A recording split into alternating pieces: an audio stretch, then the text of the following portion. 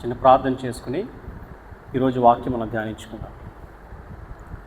మహోన్నతుడా, మహాపరిశుద్ధుడా తండ్రి, మీ ఆత్మ ద్వారా, మీ వాక్యం ద్వారా మీరే మాతో మాట్లాడవలసిందిగా, మమ్మలను ముందుకు నడిపించవలసిందిగా నజరేయుడైన యేసుక్రీస్తు వారి అతి పరిశుద్ధ నామములో మిమ్మల్ని ప్రార్థించి బ్రతిమాలి వేడుకొనుచున్నాము, మా ప్రియ పరలోకపు తండ్రి.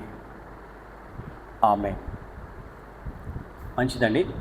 ఈరోజు మన యొక్క వాక్యాంశంలోకి వెళ్ళే ముందు కొన్ని విషయాలను మీతో చెప్పాలని, మీతో పంచుకోవాలని ఇష్టపడుతున్నానండి. అందులో మొట్టమొదటిగా కర్ణాటక స్టేట్లో జరిగినటువంటి ఒక చిన్న ఇష్యూ గురించి మీతో చెప్పాలని ఇష్టపడుతున్నాను. అదేంటంటే భార్యాభర్తల మధ్య జరిగినటువంటి ఒక చిన్న ఇష్యూ అన్నమాట. ఏంటంటే భర్త తన భార్య నుండి విడాకులు కోరుకుంటూ విడాకులు ఇవ్వాలని చెప్పి కోర్టును ఆశ్రయించాడండి.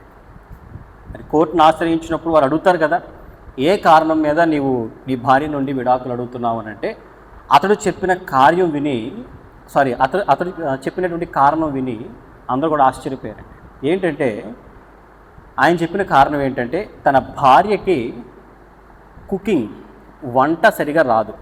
దానివల్ల ఆమె ఏం చేస్తుందంటే పొద్దున్న, మధ్యాహ్నం, సాయంకాలం మ్యాగీ వండి పెట్టేస్తుందంట.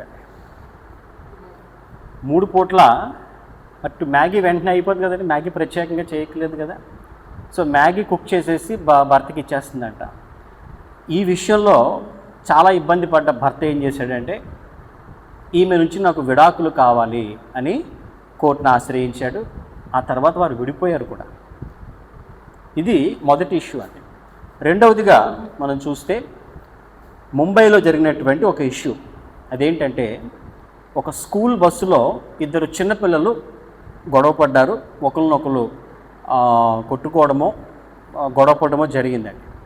జరిగితే సాధారణంగా అలాంటప్పుడు ఏం జరుగుతుందండి, పేరెంట్స్ పిల్లలకి మంచి చెడ్డలు చెప్పి వాళ్ళని కొంచెం సముదాయించి, ఇంకా ఒక ప్రాబ్లం ఉంటే స్కూల్లో కంప్లైంట్ చేస్తారు, ఇలా జరిగిందని చెప్పి. కానీ ఇక్కడ ఏమైందంటే, ఈ పిల్లల పేరెంట్స్, ఒక పిల్లాడి పేరెంట్స్ ఏం చేశారు, డైరెక్ట్గా మరొక పిల్లాడి పేరెంట్స్ మీదకి వెళ్ళి వెర్బల్గా అలాగే ఫిజికల్గా కూడా ఇద్దరు కూడా కొట్టుకోవడం జరిగిందండి. అంటే పెద్దలై ఉండి సమస్యను పరిష్కరించాల్సినటువంటి వారే మరింత సమస్యను పెద్ద చేస్తూ ఒకరినొకరు గాయపరుచుకునే స్థాయికి ఆ గొడవ తీసుకెళ్ళిపోయారు. ఆ తర్వాత ఇదే విషయం పోలీస్ స్టేషన్కి వెళ్ళింది. ఆ తర్వాత ఏకంగా కోర్టుకు కూడా వెళ్ళిందండి. ఎక్కడ మొదలైందని అంటే, 2 చిన్న పిల్లలు మధ్య జరిగినటువంటి చిన్న గొడవ. పిల్లలు అన్నాక ఒకరినొకరు తిట్టుకోవడమో కొట్టుకోవడమో జనరల్గా జరుగుతూ ఉంటాయి. సో ఇలాగా ఏకంగా కోర్టుకు వెళ్ళి కోర్టు జరిమానాలు విధించేదాకా వారు ఆ యొక్క సంఘటనని తీసుకెళ్ళడం కూడా మనం చూడొచ్చండి. సో ఇలాంటివి మనం చెప్పుకుంటూ వెళ్తే ఈ మధ్య కాలంలో ఎన్నో సంఘటనలు జరుగుతూ ఉన్నాయి. మనం కూడా వార్తల్లో కూడా చూస్తూ ఉన్నాం. సో ఇలాంటి సంఘటనలన్నిటికీ ప్రధానమైనటువంటి కారణం ఏంటి అని అంటే, కామన్గా మనం చూస్తే తొందరపాటు. ఏంటండి? తొందరపాటు. ఆ యొక్క ఇంపల్సివ్ డెసిషన్ మేకింగే ఇలాంటి పనులకు లేదా ఇలాంటి కొన్ని సంఘటనలకు కారణము అనేది మనం క్లియర్గా అర్థం చేసుకోవచ్చండి. ఏంటండి? Impulsive decision making. ఈరోజు ఇదే మాట నా యొక్క వాక్యాంశంగా నేను తీసుకుంటున్నాను. ఏంటంటే, ఆవేశంలో నిర్ణయాలను తీసుకొనుట. దీన్ని ఇంగ్లీష్లో ఇంపల్సివ్ డెసిషన్ మేకింగ్ అని కూడా అన్నారు. ఇంకా హర్రీ అని కానీ, హేస్ట్ అని కానీ, ఇంకా కొన్ని పదాల్లో వీటిని పిలిచారండి. అంటే చాలామంది నష్టపోవడానికి, వారి జీవితాల్లో ఎన్నో ఇబ్బందులకి, ఎన్నో సమస్యలకు గురవడానికి కూడా ప్రధానమైన కారణము తొందరపాటు. మనం బైబిల్లో కూడా ఒక మాట మనం జాగ్రత్తగా చూస్తే, సామెతల గ్రంథము 19వ అధ్యాయము 2వ వాక్యం మనం చదువుకున్నట్లయితే, సామెతల గ్రంథము 19వ అధ్యాయము 2వ వాక్యం అండి. ఒకడు తెలివి లేకుండుట మంచిది కాదు, తొందరపడి నడుచువాడు దారి తప్పిపోవును. చూసారా అండి? తొందరపడి ఆ యొక్క హర్రీలో, ఆ యొక్క హేస్ట్లో ఎవరైతే వారు వారి యొక్క జీవితంలో నడుస్తూ వెళ్తారో వారు దారి తప్పిపోతారు అని ఇక్కడ స్పష్టంగా బైబిల్లో రాయబడిందండి. మరొక వాక్యం మనం చదువుకున్నట్లయితే సామెతల గ్రంథము 29వ అధ్యాయము 20వ వాక్యం మనం చదువుకున్నట్లయితే,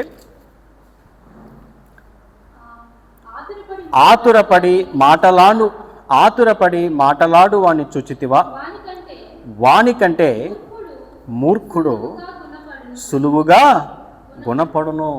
ఆతురపడి ఆ యొక్క హర్రీలో, ఆ హేస్ట్లో, ఆ తొందరపాటులో ఏదో మాట్లాడాలి, ఏదో చెప్పాలి, ఏదో మాట్లాడాలనేటువంటి ఆ యొక్క ఆతురతతో మాట్లాడే వాళ్ళని చూసారా, వానికంటే మూర్ఖుణ్ణి సులువుగా గుణపరచచ్చు అని ఇక్కడ వాక్యంలో రాయబడింది. అంటే ఒక మూర్ఖుడైనా గుణపరచబడతాడేమో కానీ ఆవేశపరుడు, తొందరపాటు కలిగినటువంటి వ్యక్తి ఎన్నటికీ గుణపడడు అని ఇక్కడ వచనంలో రాయబడ్డం మనం చూస్తున్నామండి. So this is what I'm trying to explain. అంటే ఇక్కడ వాక్యంలో స్పష్టంగా రాయబడింది, do you see someone who speaks in haste, there is more hope for a fool than for them. ఇంకా యాక్సిడెంట్స్, రోడ్డు ప్రమాదాలు మీరు తీసుకోండి. ఈ రోడ్ యాక్సిడెంట్స్కి, ఈ యొక్క రోడ్డు ప్రమాదాలు జరగడానికి ప్రధానమైన 2 కారణాల్లో మొదటిది, ఒకటి రెక్లెస్నెస్ అండి, అంటే బాధ్యతాయుతంగా జాగ్రత్తగా లేకపోవడం మొదటిదైతే, రెండవది తొందరపాటు, అగైన్ ద హరీనెస్. అయ్యో ట్రైన్ మిస్ అయిపోతుంది, బస్ మిస్ అయిపోతుంది, అది మిస్ అయిపోతుంది, టైం అయిపోతుంది, గేట్ వేసేస్తారు, ఇంకా రకరకాల తొందరపాటు ఆలోచనల్లో వెళ్ళినప్పుడే ఎక్కువగా రోడ్ యాక్సిడెంట్స్ కూడా జరుగుతూ ఉంటాయి. దానివల్ల కూడా చాలా నష్టపోతూ చాలామంది చాలా ఇబ్బందులకు గురవుతున్నారండి. ఈరోజు ఈ వాక్యం వినేవారిలో బహుశా కొంతమంది తొందరపాటు అనేటువంటి ఆ యొక్క చిక్కుల్లో పడిపోతున్నారేమో. బహుశా కొంతమంది క్షణికావేశాల్లో వారు నిర్ణయాలు తీసుకునేవారుగా వారు ఉన్నారేమో, తొందరపడుతున్నారేమో, ఆతురత పడుతున్నారేమో. దేవుడు మీతోనే మాట్లాడుతున్నాడు. దేవుడు మీతోనే సూటిగా మాట్లాడుతున్నాడు. నా కుమారుడా, నా కుమార్తె, తొందరపడద్దు. డోంట్ బీ హరీ. నువ్వు తొందరపడ్డావా, నీ జీవితంలో నువ్వు నష్టపోవాల్సినటువంటి పరిస్థితి ఏర్పడుతుంది. ఆ తొందరలో, ఆ ఆతురతలో నువ్వు చెయ్యకూడనటువంటి పనులు, మాట్లాడకూడనటువంటి మాటలు, వెళ్ళకూడనటువంటి ఆ యొక్క ప్రాంతాలకు కానీ ప్రదేశాలకు కానీ నువ్వు వెళ్తూ నీ జీవితాన్ని నువ్వు చిక్కుల్లో పడేసుకుంటున్నావేమో, ఇబ్బందులకు గురి చేసుకుంటున్నావేమో. దేవుడు మీతోనే మాట్లాడుతున్నాడు. ఈ తొందరపాటు వల్ల ఎలాంటి ప్రయోజనం ఉండదండి. అది కేవలం నష్టానికి, కష్టానికి మనల్ని దారితీస్తుంది తప్ప ఎన్నటికీ మనకి మేలు చేయదు అనే సత్యం ముందు మనం తెలుసుకోవాలి. బైబిల్ గ్రంథంలో కూడా కొంతమంది ఈ తొందరపాటు వల్ల, ఈ ఆతురత వల్ల, ఈ హర్రీ వల్ల వారి జీవితాలను చిక్కుల్లో వారు పడేసుకున్నారు చాలామంది. ఉదాహరణకి మనందరికీ బాగా తెలిసిన ఉదాహరణ మనం తీసుకుందామండి. ఉదాహరణకి అబ్రహాము సారాలు మనందరికీ తెలుసు. దేవుని స్నేహితునిగా పిలువబడిన వ్యక్తి అబ్రహాం కదండి. మరి అలాంటి అబ్రహాముకు దేవుడు ఒక గొప్ప వాగ్దానం ఇచ్చాడు. ఏమిటది? నీకు నేను ఒక కుమారుణ్ణి, వాగ్దాన కుమారుని నీకు ఇస్తాను అని దేవుడు ప్రామిస్ చేశాడు. ఆ మాటను మనం ఆదికాండం 15వ అధ్యాయం 4వ వచనం మనం స్పష్టంగా మనం చూడొచ్చండి. ఆదికాండము 15వ అధ్యాయము 4వ వాక్యం. యెహోవా వాక్యము అతని యొద్దకు వచ్చి, ఇతడు నీకు వారసుడు కాడు, నీ గర్భవాసమున పుట్టబోచున్నవాడు నీకు వారసుడగునని చెప్పాను. సో ఈ విధంగా దేవుడు ఎంతో స్పష్టంగా అబ్రహాముకు దేవుడు వాగ్దానం చేశాడు. అబ్రహామా, ఇతడు కాదయ్యా నీ వారసుడు, నీ గర్భవాసమున పుట్టువాడే నీకు వారసుడు అని చెప్పి దేవుడు ఎంతో స్పష్టంగా చెప్పాడండి. కానీ ఏం జరిగింది? అబ్రహాము భార్య అయినటువంటి సారా ఏం చేసింది? తొందరపడింది. ఏమండి, తొందరపడిందా పడలేదా చెప్పండి? ఆ తొందరపాటులో, ఆ ఆతురతలో ఎలాగైనా నాకు పిల్లలు కావాలనేటువంటి ఆ యొక్క కంగారులో ఏం చేసిందండి? హాగరు అనేటువంటి స్త్రీని అబ్రహాం దగ్గరికి పంపించింది. 16వ అధ్యాయం 2వ వాక్యం చదవండి. కాగా సారాయి, ఇదిగో నేను పిల్లలు కనకుండా యెహోవా చేసి ఉన్నాడు. నీవు దయచేసి నా దాసితో పొమ్ము, ఒకవేళ ఆమె వలన నాకు సంతానము కలుగవచ్చునని అబ్రాముతో చెప్పాను. అబ్రాము సారాయి మాట వినెను. ఈ విధంగా సారా తొందరపడింది. దేవుడిచ్చిన వాగ్దానం నెరవేరేంత వరకు ఆమె ఓపిక పట్టకుండా, సహనం వహించకుండా, తొందరపాటు నిర్ణయాలు తీసుకుని ఒక ఐగుప్తు స్త్రీ అయినటువంటి హాగరును అబ్రాహాము దగ్గరికి పంపించింది. అబ్రాహాముకు హాగరుకు కుమారుడు జన్మించాడు. ఆ కుమారుని పేరు ఇష్మాయేలు. ఈ ఇష్మాయేలు వాగ్దాన కుమారుడా? కాదు. ఈ ఇష్మాయేలు జననం వల్ల ఎన్నో ఇబ్బందులు, ఎన్నో సమస్యలు ఆ తర్వాత వచ్చినాయండి. ఆ రోజు ఆమె చేసినటువంటి ఆ తొందరపాటు నిర్ణయం వల్ల ఏం జరిగిందో చూసారండి.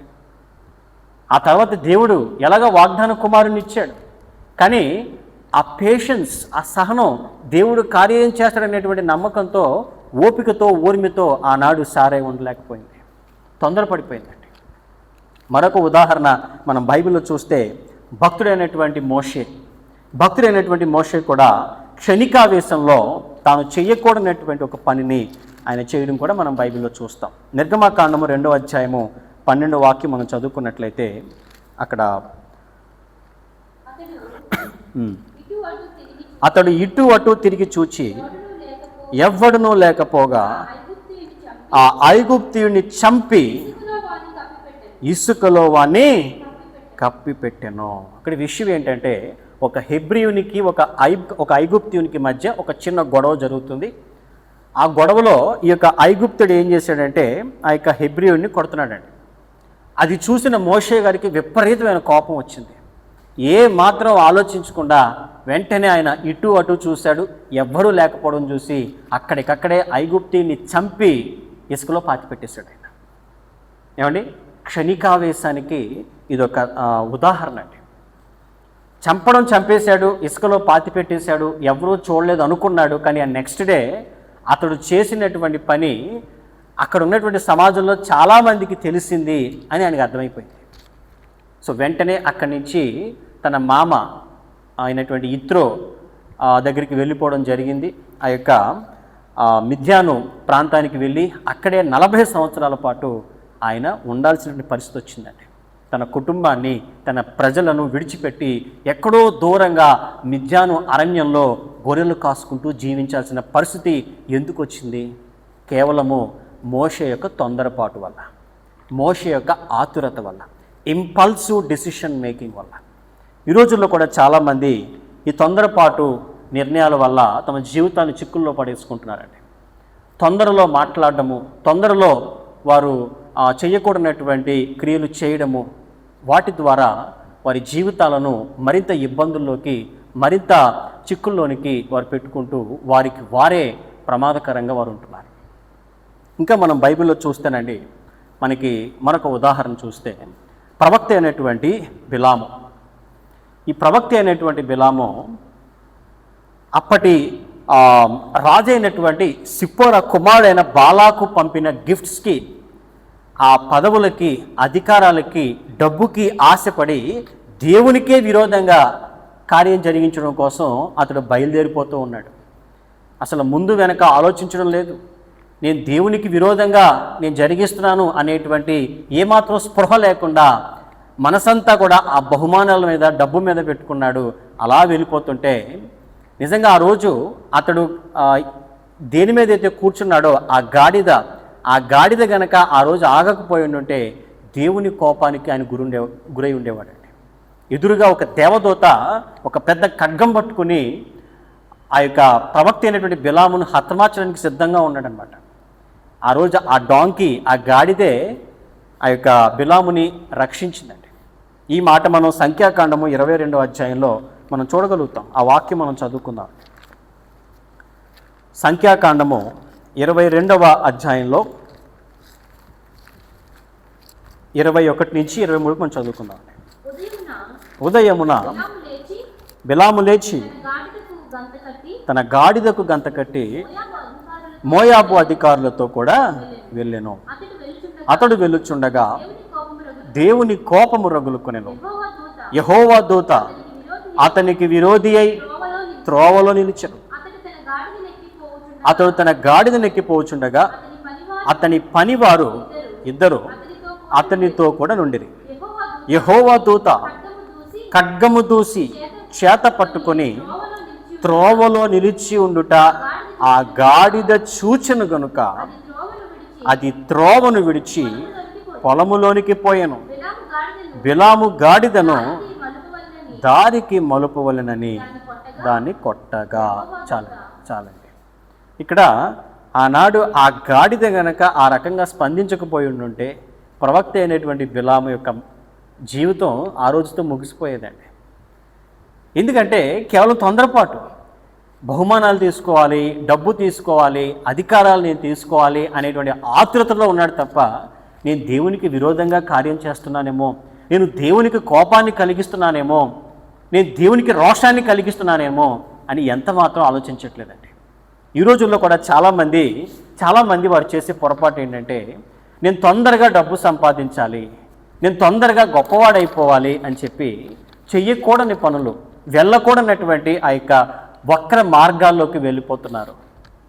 ఏమాత్రం న్యాయం లేకుండా, ఏమాత్రం నిజాయితీ లేకుండా వారి జీవితాల్లో వారు జీవిస్తున్నారు. దేవునికి విరోధమైనటువంటి కార్యాలు చేస్తూ వారు అనేక పాపాలు చేస్తూ ఉన్నారు.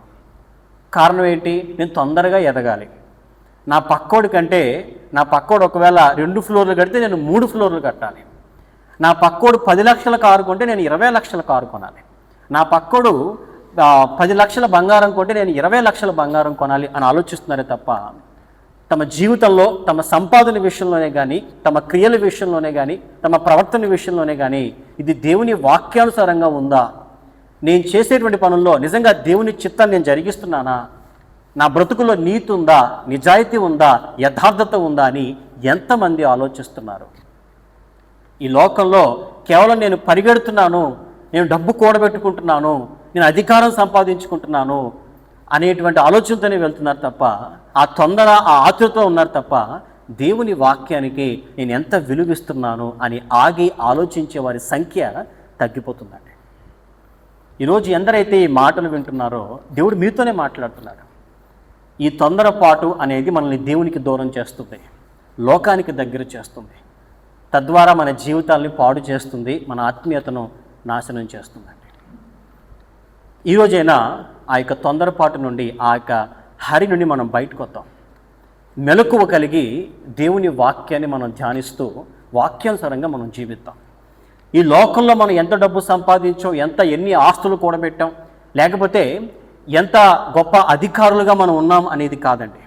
ఈ లోకంలో మనం ఎంత యథార్థంగా నీతిగా జీవించాము అనేదే ముఖ్యమైన విషయం. మీకు చిన్న ఉదాహరణ చెప్తానండి. ఉదాహరణకి జస్ట్ ఇమాజిన్, మీరు ఒక వైట్ షర్ట్ని ధరించుకుని మీ బైక్ మీద మీరు వెళ్తున్నారు. రోడ్డు అంతా కూడా బురదగా ఉంది. అది సిమెంట్ రోడ్డు కాదు, అది ఒక నార్మల్ రోడ్ అండి, సిమెంట్ రోడ్డు కాదు. నాకు మీరు చెప్పండి, మీరు ఫాస్ట్గా వెళ్తే మీ బట్టల మీద మరకలు పడకుండా ఉంటాయా, మీరు స్లోగా వెళ్తే మీ బట్టల మీద మరకలు పడకుండా ఉంటాయా? ఏమండి, మీరు ఎంత నిదానంగా వెళ్తే, మీరు ఎంత స్లోగా వెళ్తే మీపై ఆ యొక్క బురద చుక్కలు, మరకలు పడేటువంటి అవకాశం తక్కువ ఉంటుందండి. మన జీవితంలో కూడా అంతే. మనం నిదానంగా మన జీవితాన్ని మనం ముందుకు తీసుకెళ్తే మన మీద ఎలాంటి మరకలు ఉండవు. అలా కాకుండా కంగారులో, తొందరపాటులో మనం వేగంగా వెళ్ళిపోతే రోడ్డు మీద ఉన్న బురదంతా మన మీదే ఉంటుంది. ఈ విషయాన్ని ప్రతి ఒక్కరూ ఆలోచించాలండి. లేకపోతే చివరికి మన దగ్గర లోకంలో ఉన్నటువంటి అనేక విషయాలు, డబ్బు, ఆస్తి, బంగారము ఎన్నో ఉంటాయి, కానీ మన దగ్గర దేవుని వాక్యం ఉండదు, దేవుని చేరుకునే అవకాశం ఉండదు. ఆ విషయం మనం గ్రహించుకోవాలండి. మరి ఇప్పుడైతే 3 ప్రధానమైనటువంటి విషయాలు మీతో చెప్పాలని ఇష్టపడుతున్నానండి. ఒక్కొక్కటిగా మీతో నేను పంచుకుంటాను. మొదటిది సామెతల గ్రంథము 3వ అధ్యాయము. సామెతల గ్రంథము 3వ అధ్యాయము ఫ్రమ్ 5 to 6 మనం చదువుకున్నట్లయితే, మొదటిదండి సామెతల గ్రంథం 3వ అధ్యాయము ఫ్రమ్ 5 to 6 చదవండి. నీ స్వబుద్ధిని ఆధారము చేసుకొనక నీ పూర్ణ హృదయముతో యెహోవా యందు నమ్మిక ఉంచుము. నీ ప్రవర్తన అంతటి యందు ఆయన అధికారమునకు ఒప్పుకొనుము. అప్పుడు ఆయన నీ త్రోవలను సరళము చేయును. దేవునికి మహిమ కలుగును గాక. దేవునితో స్పష్టంగా చెప్తున్నాడండి, నీ స్వబుద్ధిని ఆధారం చేసుకోకు. నీ స్వబుద్ధి అంటే ఏంటి? మన ఆలోచనలు, మన సొంత ఆలోచనలు, మన సొంత ఉద్దేశాలు మనం ఆధారం చేసుకోకుండా మన స్వబుద్ధిని మనం ఆధారం చేసుకోకుండా మన పూర్ణ హృదయంతో మనం దేవుణ్ణి నమ్మగలిగితే, మన ప్రవర్తన అంతటి విషయంలో అన్ని విషయాల్లోనూ మనం దేవునికి లోబడగలిగితే, మనం కాదండి, మనం నమ్ముకున్న మన దేవుడే మన మార్గాలను సరళం చేస్తాడు. మొదటిగా నేను చేస్తున్నాను, trust and submit yourself to God. దేవుణ్ణి పూర్తిగా నమ్మండి. మిమ్మల్ని మీరు దేవునికి పూర్తిగా అంటున్నాను నేను, నాట్ పార్షియల్లీ, నాట్ క్వార్టర్లీ, పూర్తిగా దేవునికి అప్పగించుకోండి. Trust and submit yourself to God completely. రెండవదిగా మనం చూస్తే కీర్తనల గ్రంథము 37వ కీర్తన 5వ వాక్యం మనం చదువుకున్నట్లయితే, 37వ కీర్తన 5వ వాక్యం అండి, నీ మార్గమును నీ మార్గమును యెహోవాకు అప్పగింపు. యెహోవాకు అప్పగింపుము, నీవు ఆయనను నమ్ముకొనుము. నీవు ఆయనను నమ్ముకొనుము, ఆయన నీ కార్యం నెరవేర్చును. ఆయన నీ కార్యమును నెరవేర్చును. Commit yourself to God. రెండవ మాటగా నేను చెప్తున్నానండి, commit yourself to God. ఎందుకంటే ఇక్కడ రాయబడింది, నీవు ఆయనను నమ్ముకొనుము, ఆయన నీ కార్యము నెరవేర్చును. నీ కార్యాన్ని నీవే నెరవేర్చుకోవాలనేటువంటి ఆతృతలో, తొందరపాటులో నువ్వు ఉన్నావా, నువ్వు అనేక తప్పులు చేసే అవకాశం ఉంది. అలా కాకుండా నీ ఆలోచనలను, నీ మార్గాలను దేవునికి గనక అప్పగించుకున్నట్లయితే, ఆయన్ని నమ్ముకున్నట్లయితే, ఆయనకి నువ్వు if you commit yourself to God, ఆయనే నీ మార్గాలను సరళం చేస్తాడు, ఆయనే నీ యొక్క ఉద్దేశాలను సఫలం చేస్తాడు. హల్లెలూయా. మూడవదిగా చివరిగా నేను చెప్పాలనుకున్నది, మొదటి సమూయేలు గ్రంథము 30వ అధ్యాయము 8వ వాక్యం మనం చదువుకున్నట్లయితే, 1 సమూయేల్ చాప్టర్ 30 verse 8 మనం చదువుకుందామండి. నేను ఈ దండును తరిమినెడలా దాన్ని కలుసుకొందునా అని యెహోవా యొద్ద దావీదు విచారణ చేయగా, యెహోవా తరుమో, నిశ్చయముగా నీవు వారిని కలుసుకొని తప్పక నీ వారందరినీ దక్కించుకుందువని సెలవిచ్చెను. దేవునికి మహిమ కలుగును గాక. ఇక్కడ ఈ సందర్భం ఏంటంటే, దావీదు తన యొక్క సైన్యంతో మరొక రాజ్యం మీదకి, కొందరి మీదకి యుద్ధానికి వెళ్ళొచ్చా లేదా అని చెప్పి he is enquiring in the God's presence. దేవుని ఆలయంలో, దేవుని పాదాల దగ్గర ప్రభుని అడుగుతున్నాడండి, దేవుని యొక్క విచారం చేస్తున్నాడు. That was the prayer of enquiry. అంటే దేవుణ్ణి ప్రార్థనాపూర్వకంగా అడుగుతున్నాడు, దేవుని యొక్క విచారం చేస్తున్నాడు ఒక నిర్ణయం తీసుకునే ముందు. ఈరోజు మిమ్మల్ని ఒక ప్రశ్న సూటిగా అడుగుతున్నాను, మీరు తీసుకునేటువంటి నిర్ణయాల ముందు మీరు నిజముగా దేవుని యొద్ద విచారణ చేస్తున్నారా? ప్రార్థనాపూర్వకంగా దేవుణ్ణి అడుగుతున్నారా? దేవుని యొద్ద నుండి మాట తీసుకుని మీరు ఆ యొక్క కార్యాన్ని మీరు తలపెడుతున్నారా అనే ప్రశ్నను నేను ప్రతి ఒక్కరిని అడుగుతున్నానండి. దావీదుకున్న అలవాటు ఏంటంటే, అతడు ఏం చేసినా, ఏ రాజ్యం మీదకి వెళ్ళాలన్నా ఆయన మొట్టమొదటి చేసేటువంటి పని ఏంటంటే, దేవుని యొద్ద, ఆయన పాదాల యొద్ద విచారణ చేసేవాడు. That was the prayer of enquiry. ఈరోజు మన జీవితాల్లో ఆ ప్రార్థన ఉందా? దేవుని యొద్ద విచారణ చేసేటువంటి ఆ యొక్క విశ్వాసం, ఆ యొక్క విధేయత, ఆ ప్రార్థన మన జీవితాల్లో ఉన్నాయా అని ప్రతి ఒక్కరిని అడుగుతున్నానండి. అది ఒక వివాహం విషయంలో అవనివ్వండి, లేకపోతే ఒక భవంతిని నిర్మించే విషయంలో అవనివ్వండి, ఒక ప్రయాణం విషయంలో అవనివ్వండి, అది ఏదైనప్పటికీ కూడా మొట్టమొదట మనం దేవుని యొద్ద విచారణ చేసేవారముగా ఉండాలి. దేవుణ్ణి అడగాలి, దేవుని యొద్ద మనం ప్రార్థన చేయాలి. అప్పుడు ప్రార్థనాపూర్వకంగా మనం ప్రార్థన చేసిన తర్వాత తప్పక దేవుడు మాట్లాడతాడు. ఆయన మాట్లాడే వరకు మనం ఓపిక పట్టాలి. ఆయన మాట్లాడిన తర్వాత అప్పుడు మనం ఆ పనిలోనికి వెళ్ళాలి అనే విషయాన్ని మనం ప్రతి ఒక్కరూ గ్రహించాలండి. ఈరోజు బహుశా ఇప్పటి వరకు కొంతమంది నష్టపోతూ ఉన్నారేమో, ఎన్నో ఇబ్బందులకి వారు గురయ్యారేమో, కానీ ఇప్పటి నుంచి మనం నష్టపోకూడదు. ఇంక మనం తొందరపడద్దు, మనం ఆతురపడద్దు. మనం చేసే ప్రతి పని ముందు మనం దేవునికి ప్రార్థన చేద్దాం, దేవుని యొద్ద విచారణ చేద్దాం, దేవుని యొద్ద నుండి మనం మాట తీసుకుందాం. దేవుడు మాట్లాడే వరకు మనం ఓపికతో, మనం సహనముతో మనం దేవుని అడుగుతాం. ఆయన మాట్లాడిన తర్వాత ఆయన నిర్ణయాన్ని చెరపగల శక్తి ఈ భూమి ఆకాశాల్లో ఎవరికీ లేదు. హల్లెలూయా. కాబట్టి మొట్టమొదటిగా trust and submit yourself to Lord. రెండవదిగా commit yourself to Lord. And మూడవదిగా pray in the God's presence with the prayer of enquiry. కాబట్టి ఈ 3 విషయాలు మనం గుర్తుపెట్టుకుందాం, మన హృదయంలో మనం దాచుకుందాం.